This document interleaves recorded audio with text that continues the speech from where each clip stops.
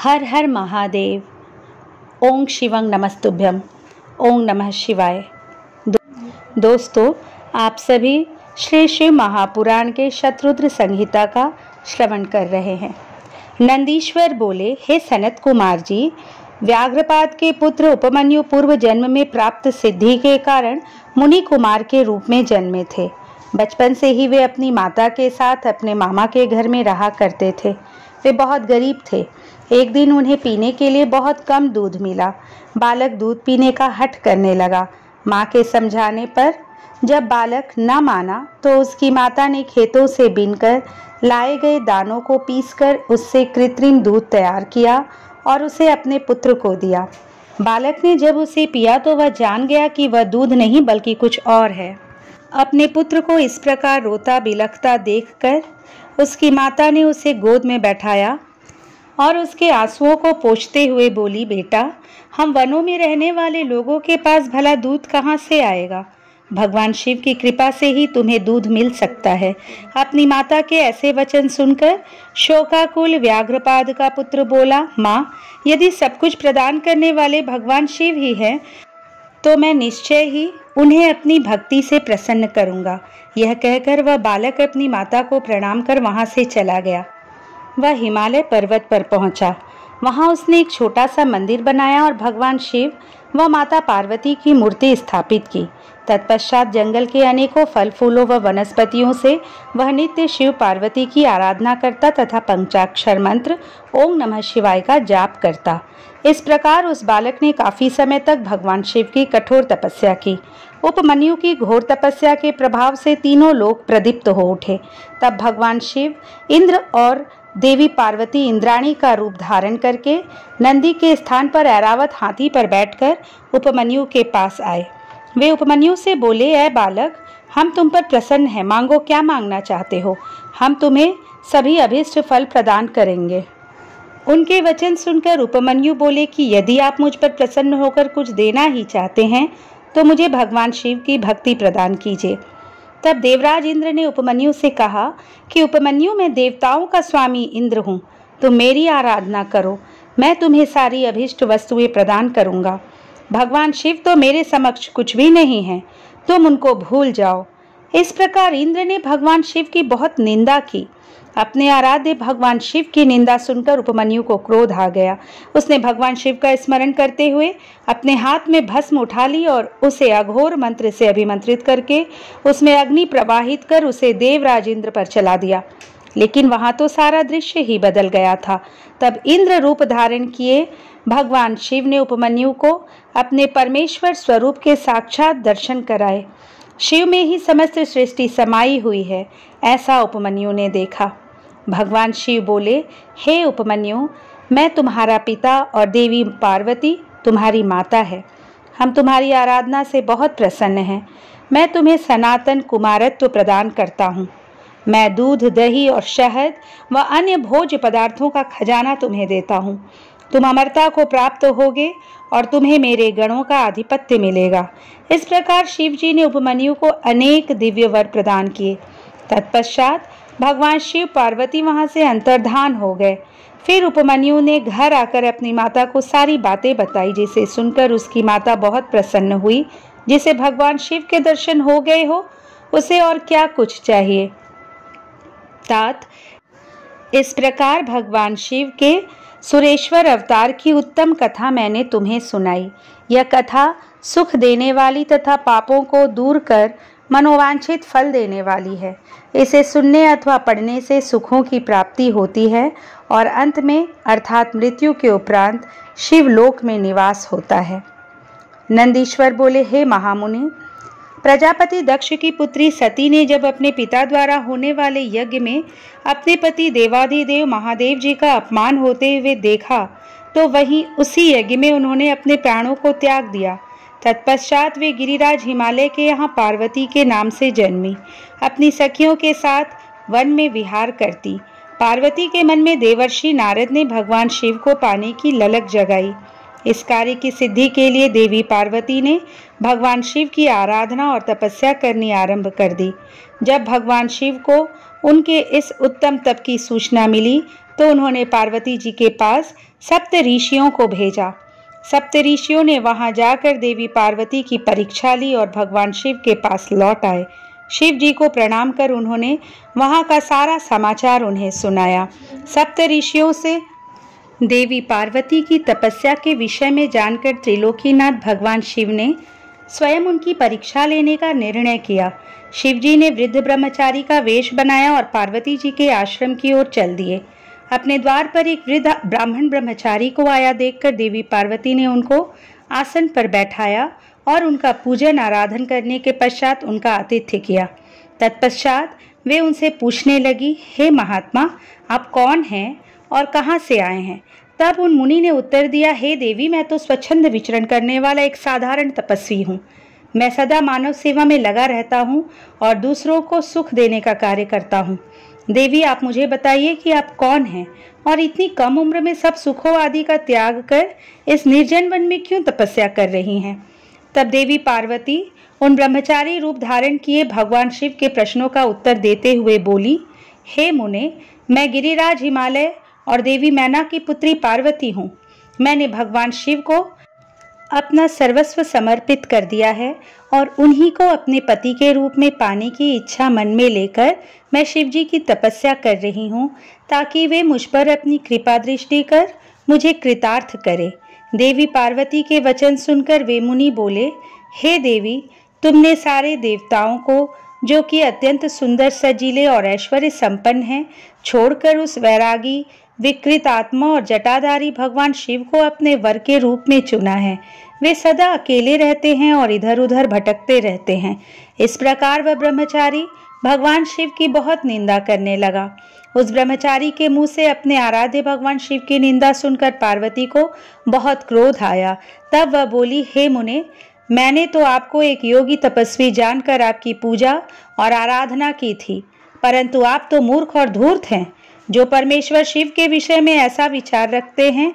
आपने मेरे सम्मुख भगवान शिव की निंदा करके मुझे भी अपने पाप का भागी बना दिया है और मेरी तपस्या के सारे पुण्यों को नष्ट कर दिया है। फिर वे अपनी सखी से बोली कि यह ब्राह्मण है, इसलिए हम इसको इनकी करनी का फल अर्थात दंड नहीं दे सकते। इससे पूर्व कि यह फिर हमसे त्रिलोकीनाथ कल्याणकारी भक्तवत्सल देवादिदेव शिव की निंदा करे, हमें यह स्थान छोड़कर चले जाना चाहिए। यह कहकर देवी पार्वती अपनी सखियों के साथ उस स्थान से जाने लगी। तब परमेश्वर शिव ने उन्हें अपने साक्षात शिव स्वरूप के दर्शन दिए, जिस स्वरूप की आराधना पार्वती जी करती थी। उन्हें देखकर पार्वती जी बहुत प्रसन्न हुई और उनकी स्तुति करने लगी। तब भगवान शिव मुस्कुराते हुए बोले, हे देवी, मैं तुम्हारी उत्तम तपस्या से प्रसन्न हूँ। मैं तुम्हारी परीक्षा लेने के लिए ही ब्रह्मचारी का रूप धारण करके आया था। मेरे प्रति तुम्हारी श्रद्धा और भक्ति ने मुझे यहाँ आने पर मजबूर कर दिया है। मांगो, क्या मांगना चाहती हो? मैं तुम्हारी प्रसन्नता के लिए सब अभीष्ट तुम्हें प्रदान करूँगा। भगवान शिव के ये उत्तम वचन सुनकर देवी पार्वती शर्माते हुए बोली, हे भक्तवत्सल, आप तो तीनों लोकों के ज्ञाता हैं, भला आपसे भी कोई बात छिपी रह सकती है? फिर भी यदि आप मेरे मन की इच्छा जानना चाहते हैं तो मुझे अपनी पत्नी होने का वरदान दीजिए। तब भगवान शिव ने देवी पार्वती को उनका इच्छित वर दिया और उनका पाणी ग्रहण किया। इस प्रकार मैंने आपसे शिव जी के ब्रह्मचारी अवतार का वर्णन किया। यह कथा सुख देने वाली और दुखों को दूर करने वाली है। नंदीश्वर बोले, हे सनत कुमार जी, देवी पार्वती की कठोर तपस्या से प्रसन्न होकर जब भगवान शिव ने उन्हें दर्शन दिए, तब देवी पार्वती ने उनसे उनकी पत्नी बनने का वर मांगा। भगवान शिव ने प्रसन्नतापूर्वक उनका इच्छित वरदान उन्हें प्रदान किया। देवी पार्वती को वरदान देकर शिव जी अंतर्धान हो गए और पार्वती जी अपने घर वापस आ गई। वहां आकर उन्होंने अपने माता पिता को सारी बातें बताई। तब उनके घर में प्रसन्नता छा गई और चारों ओर महोत्सव होने लगा। खुश होकर गिरिराज हिमालय ने ब्राह्मणों को बहुत दान दक्षिणा दी, फिर गंगा स्नान करने चले गए। एक दिन जब गिरिराज हिमालय गंगा स्नान हेतु गए थे, भगवान शिव ने सुंदर नट नर्तक का रूप धारण किया और मैना के घर पहुंच गए। उनके बाएं हाथ में शिवलिंग और दाहिने हाथ में डमरू था। उन्होंने लाल रंग के वस्त्र पहन रखे थे। पीठ पर गुदरी टांग रखी थी। ऐसे रूप में वे मैना के घर के आंगन में आकर सुंदर नृत्य एवं गान करने लगे। अपने डमरू को बजाकर वे अनेक प्रकार की लीलाएं दिखाने लगे। नगर के सारे वृद्ध, नर नारी और बच्चे प्रसन्नतापूर्वक उनका नृत्य देख रहे थे। महारानी मैना खुश होकर एक पात्र भरकर स्वर्ण मुद्राएं एवं रत्न नट को देने गई, परंतु नट के रूप में आए भगवान शिव ने उन्हें लेने से इनकार कर दिया और कहा कि यदि आप वाकई प्रसन्न होकर मुझे कुछ देना ही चाहती हैं तो अपनी पुत्री पार्वती का हाथ मेरे हाथ में दे दीजिए। उस नट नर्तक की बात सुनकर देवी मैना को बहुत क्रोध आया और वे नट को बुरा भला कहने लगी। उसी समय गिरिराज हिमालय भी गंगा स्नान करके वापस लौट आए। जब उन्हें इस बात का पता चला तो उन्होंने अपने सेवकों को उस नट को वहां से बाहर निकालने की आज्ञा दी। सेवक नट की ओर बड़े ही थे कि मायावर लीलाधारी भगवान शिव ने मैना और हिमालय को पार्वती सहित क्षण भर के लिए अपने दिव्य रूप के दर्शन कराए और अगले ही पल तेज कदमों से चलकर वहां से गायब हो गए। नट नर्तक के चले जाने के उपरांत देवी मैना और गिरिराज हिमालय बैठकर नट के विषय में बात करने लगे और उसी की लीलाओं की प्रशंसा करने लगे। तभी माया से मोहित उनको उस नट नर्तक के देवाधिदेव महादेव भगवान शिव होने का ज्ञान प्राप्त हुआ। तब उन्हें बहुत दुख हुआ कि हमने अपने द्वार पर पधारे शिवजी का अपमान किया और उन्हें अपनी कन्या नहीं सौंपी। यह विचार कर दोनों बहुत दुखी हुए और अपने अपराध का प्रायश्चित करने हेतु भगवान शिव की आराधना करने लगे। उनकी भक्ति भाव से की गई पूजा से प्रसन्न होकर शिव जी ने देवी पार्वती का पाणी ग्रहण किया। यह शिव जी के नट नर्तक अवतार का महात्म्य मैंने तुम्हें सुनाया। यह वर्णन सब अभीष्ट फलों को प्रदान करने वाला है। नंदीश्वर बोले, हे सनत कुमार जी, जब देवी मैना और गिरिराज हिमालय ने अपने द्वार पर नट का रूप धारण करके आए, शिवजी को अपनी कन्या देने से इनकार कर दिया, तब उन्हें अपनी भूल का एहसास हुआ और वे क्षमा याचना करने हेतु भगवान शिव की भक्ति भाव से आराधना करने लगे। उनकी शिवजी में परम भक्ति स्थापित हो गई। उनकी इस घनिष्ठ भक्ति से देवता चिंतित हो उठे। उन्हें लगा कि यदि गिरिराज ने अपनी भक्ति से प्रसन्न कर शिवजी को अपनी कन्या पार्वती दे दी तो उन्हें भगवान शिव द्वारा निर्वाण प्राप्त हो जाएगा और वे संसार के बंधनों से छूटकर परम शिवलोक को प्राप्त कर लेंगे। गिरिराज हिमालय तो रत्नों का आधार है और यदि ये मुक्त हो गए तो पृथ्वी रत्न गर्भा कैसे कहलाएगी। फिर तो वे अपना वर्तमान स्थिर रूप त्याग कर दिव्य रूप को धारण कर लेंगे और शिव लोक के वासी हो जाएंगे। यह सब सोचकर देवताओं को चिंता सताने लगी और वे अपनी समस्या का समाधान करने हेतु देव गुरु बृहस्पति की शरण में गए। वहां जाकर उन्होंने बृहस्पति जी को प्रणाम किया और बोले, हे देव गुरु, आप कोई ऐसा उपाय करें जिससे गिरिराज हिमालय भगवान शिव की भक्ति से विरक्त हो जाए। आप हिमालय के पास जाकर उनसे शिवजी की निंदा करें। देवराज इंद्र के ऐसे वचन सुनकर देवगुरु बृहस्पति बोले कि मैं परम कल्याणकारी परमेश्वर की निंदा नहीं कर सकता। आप अपना यह कार्य किसी अन्य देवता से पूर्ण कराइए।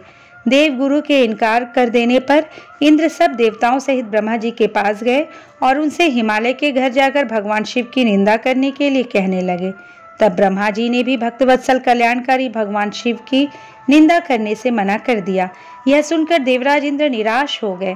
तब ब्रह्मा जी ने उनसे कहा कि इंद्र, इस संसार में हर कार्य भगवान शिव की आज्ञा से ही पूर्ण होते हैं।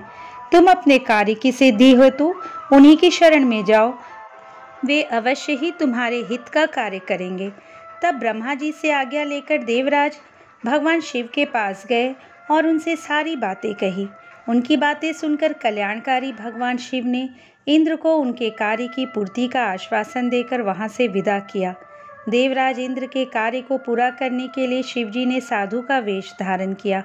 उन्होंने हाथ में दंड और छत्र लिया, मस्तक पर तिलक, गले में शालीग्राम और हाथ में स्फटिक की माला ली तथा भगवान श्री हरि विष्णु का नाम जपते हुए गिरिराज हिमालय के राज दरबार में पहुंच गए। अपने दरबार में आए उन तपस्वी को देखकर हिमालय ने सिंहासन को त्याग दिया और स्वयं उन्हें प्रणाम कर यथा योग्य आसन देकर उनका परिचय पूछा।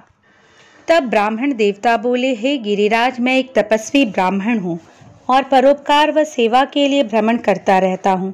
अपनी दिव्य दृष्टि और योग बल से मुझे ज्ञात हुआ है कि आप अपनी लक्ष्मी स्वरूपा बेटी पार्वती का विवाह शिवजी से करना चाहते हैं, परंतु शायद आप यह नहीं जानते कि शिवजी कुलहीन, बंधु बांधवहीन, आश्रयहीन, एकाकी रहने वाले, कुरूप, निर्गुण, अव्यय, श्मशानवासी, गले में सर्प धारण करने वाले हैं। वे सदा अपने शरीर पर चिता की भस्म लपेटे रखते हैं। ऐसे व्यक्ति को अपनी परम गुणी सुंदर कन्या को सौंपना सर्वथा अनुचित है। यह कहकर महान लीलाधारी भगवान शिव साधु रूप में ही वहां से चले गए। उनकी बातों का मैना हिमालय पर गहरा प्रभाव पड़ा और वे भगवान शिव की भक्ति से विमुख होकर इस सोच में डूब गए कि आगे क्या करें। इस प्रकार मैंने तुमसे शिवजी के साधु वेशधारी द्विज अवतार का वर्णन किया। नंदीश्वर बोले, हे सर्वज्ञ सनत कुमार जी, देवगुरु बृहस्पति के पुत्र मुनि भारद्वाज हुए और उनके पुत्र के रूप में द्रोण का जन्म हुआ। द्रोण बचपन से महान धनुर्धारी, महातेजस्वी और सब अस्त्र शस्त्रों के ज्ञाता थे। यही नहीं, धनुर्वेद और सभी वेदों के महाज्ञाता थे। अपने इन्हीं गुणों के कारण आप कौरवों और पांडवों के आचार्य बने और द्रोणाचार्य इस नाम से प्रसिद्ध हुए। इन्हीं द्रोणाचार्य ने अपने मन में पुत्र प्राप्ति की कामना लेकर भगवान शिव की आराधना की और अपनी घोर तपस्या से त्रिलोकीनाथ भगवान शिव को प्रसन्न कर लिया। शिव ने उन्हें साक्षात दर्शन दिए। शिवजी द्वारा वर मांगने के लिए कहने पर द्रोणाचार्य बोले, हे प्रभु, यदि आप मेरी आराधना से संतुष्ट होकर प्रसन्न हुए हैं तो भगवान मुझे अपने अंश से पैदा होने वाला पुत्र प्रदान कीजिए, जो वीर पराक्रमी और अजेय हो। द्रोणाचार्य को उनका इच्छित वर प्रदान कर शिवजी अंतर्धान हो गए। तत्पश्चात मुनि द्रोण प्रसन्नता पूर्वक अपने घर को चल दिए और वहां जाकर उन्होंने अपनी पत्नी को वरदान प्राप्ति के बारे में बताया, जिसे सुनकर उनकी पत्नी बहुत प्रसन्न हुई। निश्चित समय पर मुनि द्रोण की पत्नी ने एक वीर बालक को जन्म दिया, जिसका नाम अश्वत्थामा रखा गया। अश्वत्थामा वीर और पराक्रमी योद्धा हुए और उन्होंने कौरव सेना का मान बढ़ाया। जब कौरव पांडवों का युद्ध हुआ तो अश्वत्थामा के कारण कौरव सेना अजेय हो गई और वह पांडव सेना पर हावी होने लगी।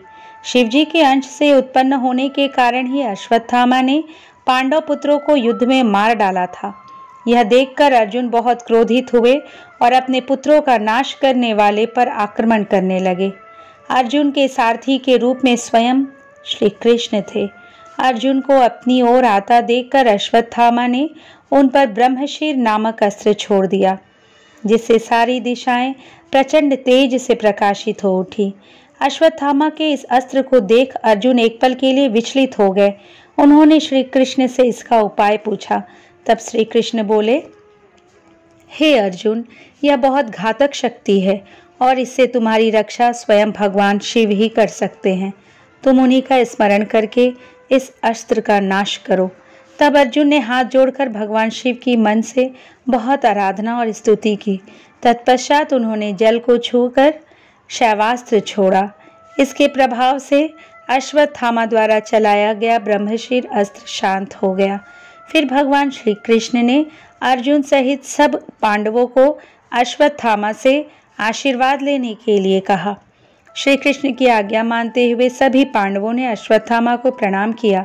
तब प्रसन्न होकर अश्वत्थामा ने पांडवों को अनेकों वर प्रदान किए और फिर अपने कर्तव्य को निभाते हुए कौरव सेना से मिलकर पुनः पांडवों से युद्ध करने लगे।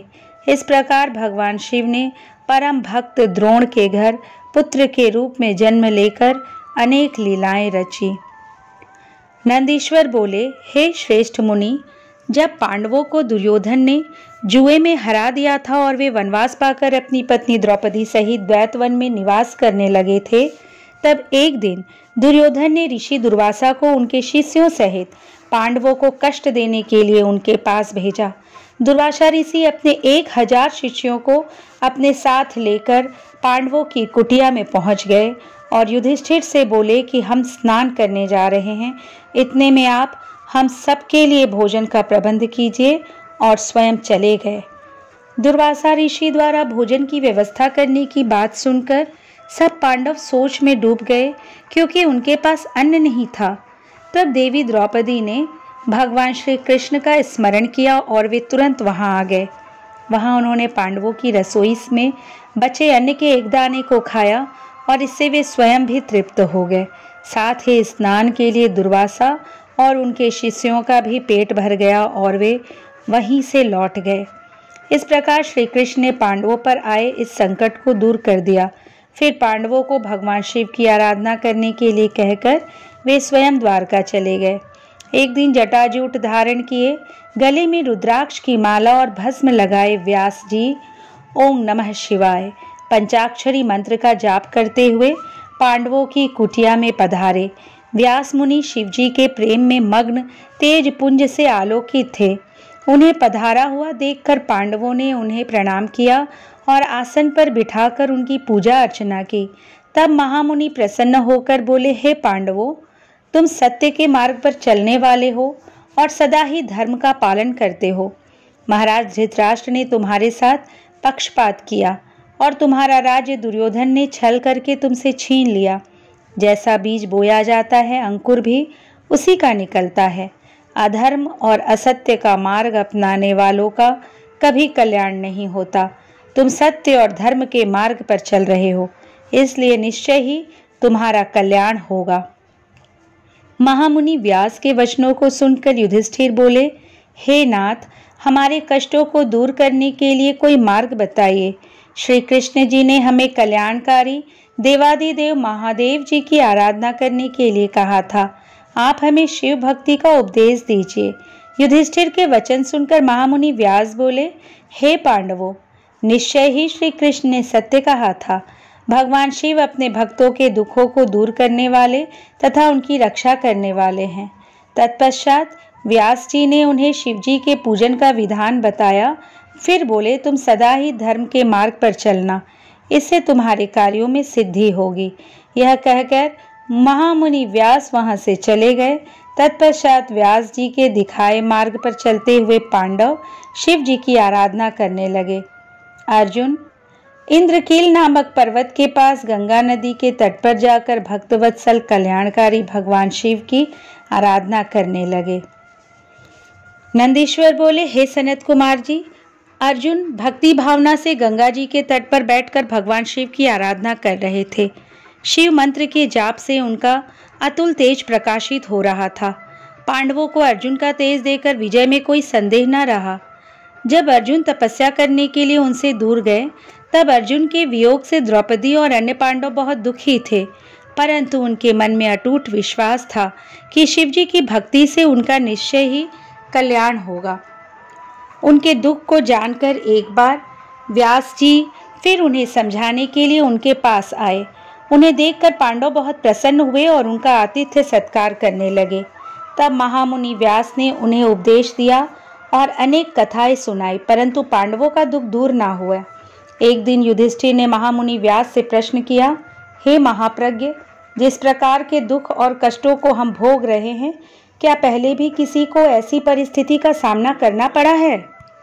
युधिष्ठिर के इस प्रश्न को सुनकर व्यास मुनि कहने लगे कि पांडवों, निश्चय ही तुम्हारे साथ कौरवों ने छल किया है, परंतु अनेकों सिद्ध पुरुषों ने इससे भी अधिक दुखों को हंसते हंसते झेला है।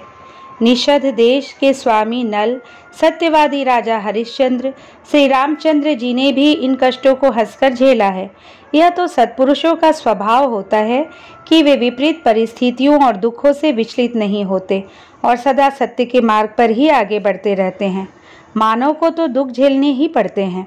बचपन, युवावस्था, वृद्धावस्था, सभी में मनुष्य को दुख और कष्ट प्राप्त होता है। इसलिए अपने मन को मत भटकाओ और सत्य के मार्ग का अनुसरण करो, क्योंकि शिव जी सत्य से प्रसन्न होते हैं।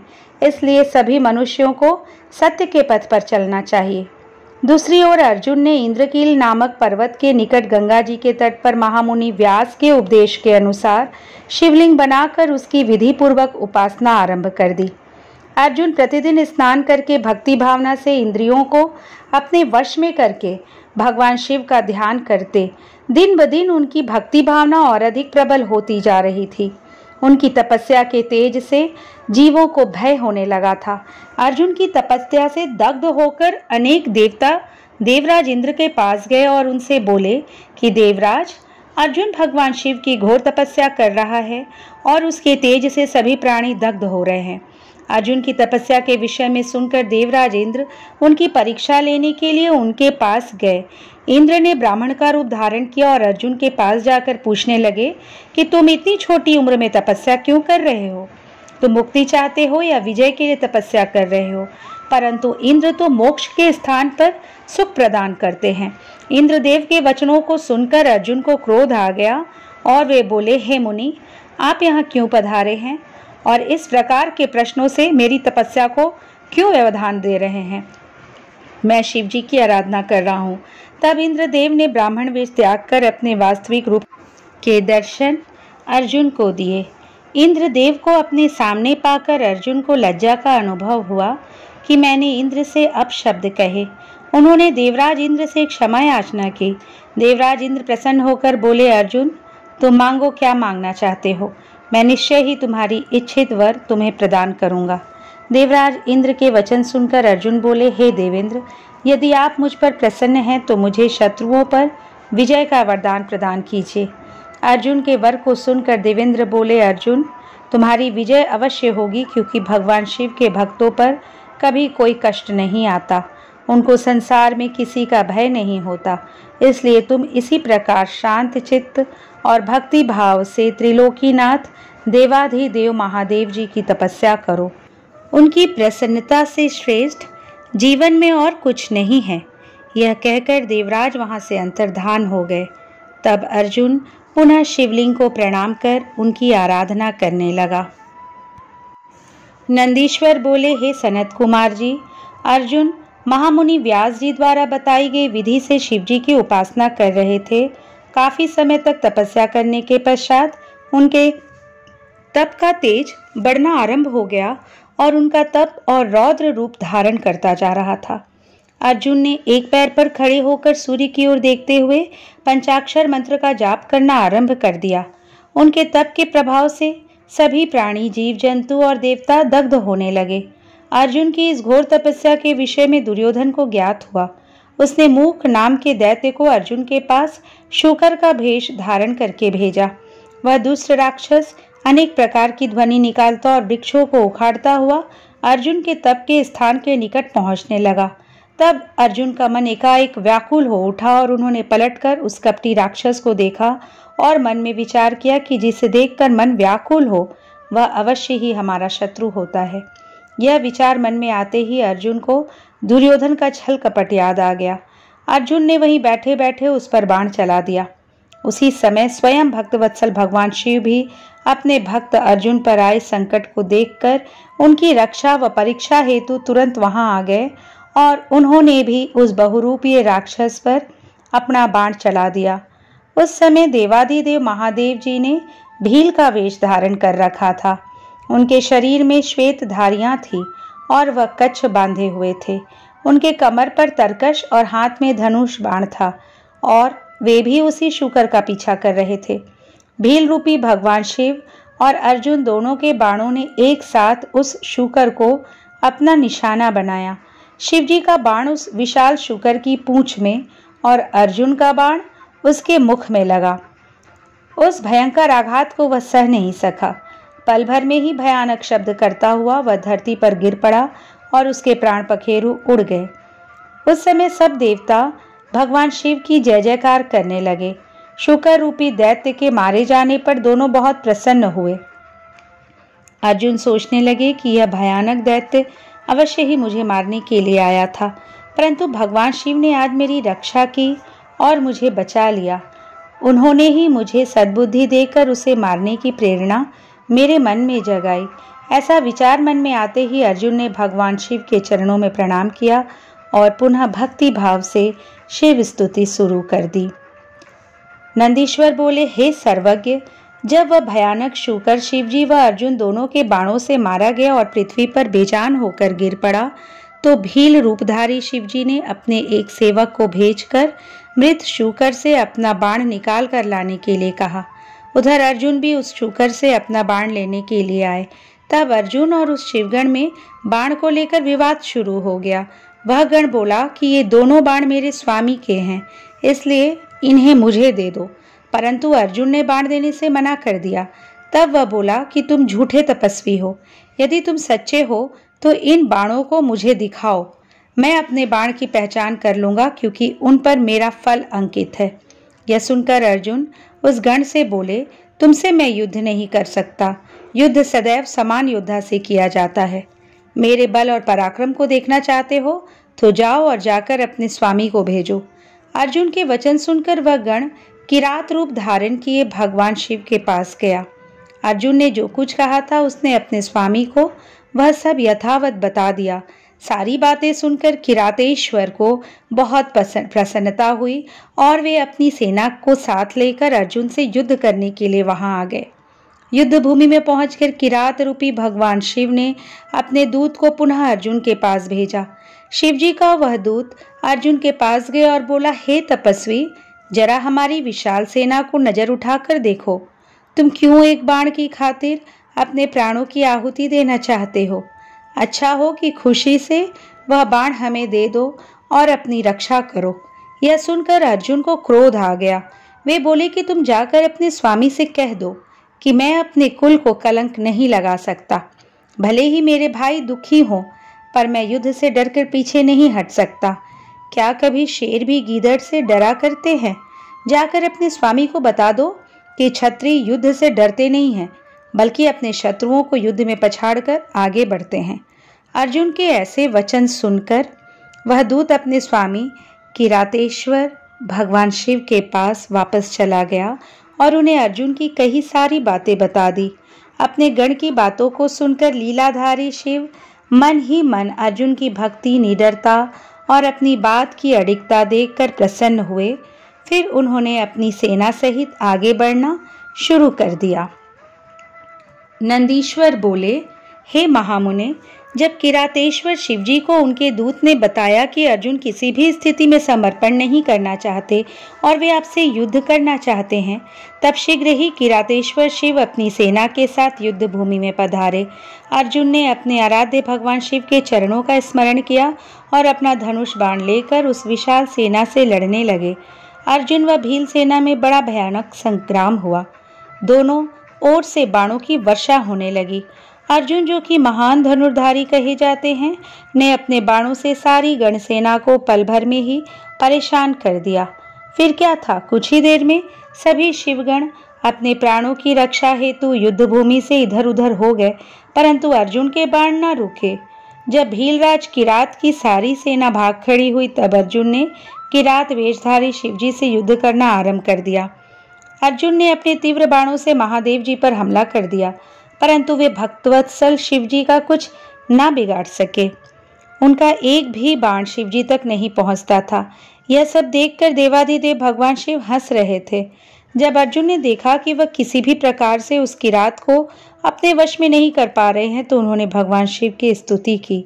इसके प्रभाव से तुरंत ही त्रिलोकीनाथ भक्तवत्सल कल्याणकारी शिवजी ने अपने अद्भुत स्वरूप के साक्षात दर्शन अर्जुन को कराए। भगवान शिव का परम मनोहारी सुंदर स्वरूप देखकर अर्जुन धन्य हो गए और प्रसन्न होकर पल भर उन्हें देखते ही रह गए।